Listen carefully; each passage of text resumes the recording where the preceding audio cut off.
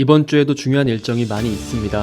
비트코인을 포함한 알트코인 모두에 적지 않은 영향을 끼칠 것으로 보이는데 오늘 브리핑 드릴 이더리움 매수하기 좋은 시점이 왔다는 말씀 드리고 싶습니다. 그 내용 지금 바로 확인해 보시죠. 안녕하세요, 코인스코프입니다. 금요일 브리핑 시작하겠습니다. 먼저 이번 주에도 주목할 만한 이벤트가 여럿 있어요. 19일에는 일본의 금리 결정과 20일 새벽에는 미국의 금리 결정, 굵직한 두 가지 이벤트가 있는데, 먼저 일본 중앙은행인 일본은행 BOJ는 19일 열리는 회의에서 0.5%로 동결할 것으로 예상이 되고 있어요. 지난 1월 회의에서 금리 인상을 결정한 직후인 만큼 BOJ 내에서 경제와 물가에 미치는 영향을 주시할 필요가 있다는 견해가 우세하고, 미국의 관세 조치 등에 대한 경계감이 강해지고 있다는 점 등이 동결 전망에 힘을 실어주고 있는 것으로 파악이 됩니다. 세계 경기 둔화에 대한 경계를 강화하고 있고, 역시나 미국의 관세 인상 등으로 일본 경제도 영향을 받을 가능성을 우려하며, 우에다 가조 총재는 12일 국회에서 가장 걱정하는 것이 무엇이냐는 질문에 대해 해외 경제 및 물가 동향을 둘러싼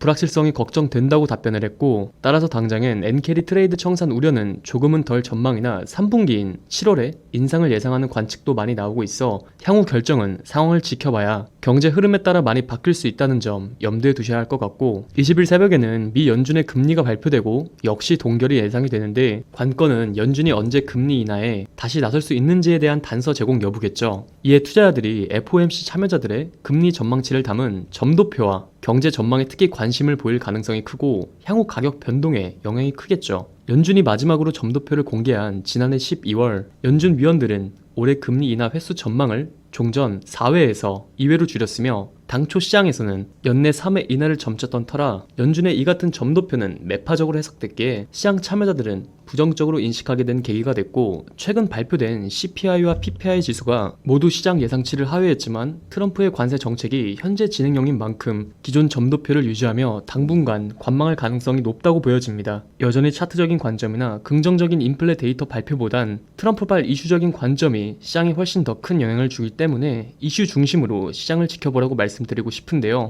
본격적인 브리핑 시작하기 전에 최근에 구독자분들이나 투자자분들께서 더 다양한 소통을 원하시는 것 같아 소통망을 비롯한 전용 커뮤니티 카페를 오픈을 했습니다.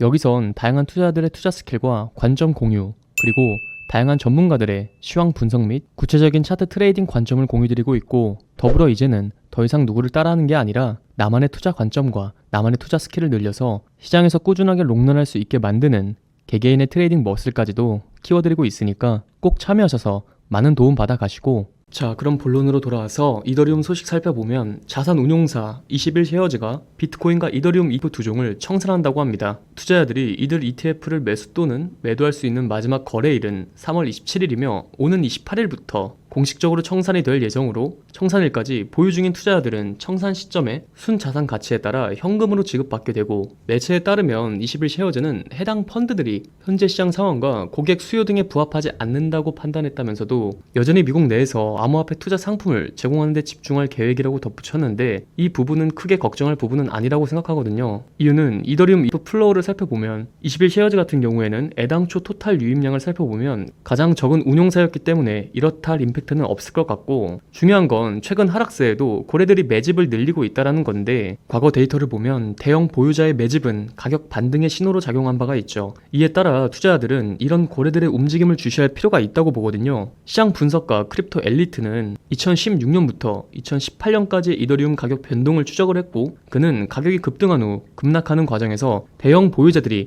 하락장에서 저가 매수를 진행한 패턴을 발견했다고 하는데, 2019년 6월에는 이더리움 가격이 안정이 되면서 대형 보유자들의 매집이 재개됐으며, 이후 2020년부터 21년 동안 이더리움이 사상 최고치를 기록할 때도 보유량은 등락을 거듭했지만 전반적인 증가세를 유지했으며, 그러나 2022년에는 이더리움 가격이 급락하며 일부 대형 보유자들이 매도를 단행을 했지만 23년부터는 다시 매집이 늘었으며, 10,000개에서 10만 개의 이더리움을 보유한 주주들의 잔고가 점진적으로 증가했다라는 게 크립토 엘리트의 과거 사례를 바탕으로 대형 보유자들의 움직임이 이더리움 가격 변동에 중요한 영향을 미쳐왔다고 분석한 내용이거든요. 따라서 시장이 안 좋고 가격 하락세가 지속될 때에 고래들이 매수한다라는 건 그만큼 장기적인 관점에서 가격 상승 가능성이 충분히 있다고 판단하기 때문에 고래들은 주워 담는 걸 테고, 차트를 살펴보면 2020년도 저점에서 이어지는 하락 추세선을 살펴보면 22년도에 한 번 터치를 했고 다시 하락에 재차 터치를 하나 싶었지만 그대로 올려서 300% 가까운 상승 파동을 만들어냈죠.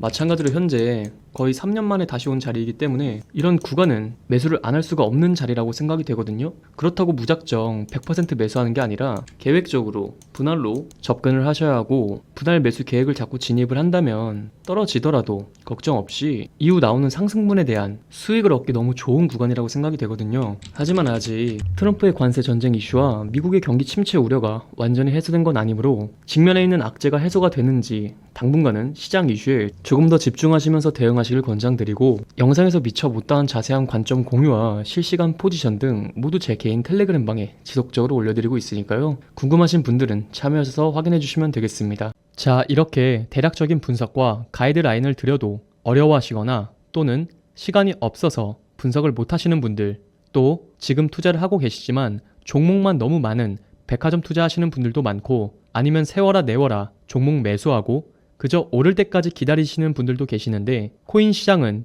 24시간 차트가 움직이고 그 변동성도 크기 때문에 실시간 대응이 이루어져야 수익을 극대화할 수 있습니다. 이게 가장 중요하죠. 다만 영상으로는 한 번에 여러 종목에 대해서 빠르게 대응해드리기가 어려운 부분이 존재합니다. 따라서 저희 채널에서는 내가 지금 투자하는 방법이 맞는 건지, 틀리면 어느 것을 고쳐야 하는지, 또 현재 비트코인 반감기 사이클에 눈에 띄는 종목들, 그리고 그 종목들에 대한 명확한 매수가와 대응 방법을 포함한 개인의 구체적인 포트폴리오 상담까지도 도와드리면서 다같이 소통할 수 있는 소통방도 운영 중에 있으니까 혼자서 어렵게 투자하지 마시고 영상 하단 고정 댓글을 통해 편하게 문의하시길 바랍니다. 이 소통방은 저희 트레이더들이 분석한 내용들을 토대로 여러분들이 직접 활용하실 수 있도록 단순히 종목 안내만 드리는 게 아닌 직접 매매하고 트레이딩할 때 도움이 될 수 있는 중요한 이슈나 경제 매크로 등 다양한 정보들부터 기초에서 심화까지 이어지는 차트 분석 및 강의까지, 또 영상에서 다루지 않았던 관심 종목들 또한 소통방에 매수 신호를 가장 빠르게 먼저 공유를 해드리기 때문에 더 이상 혼자 고민하지 마시고 참여하시기 바랍니다. 오늘도 영상 시청해주셔서 감사합니다.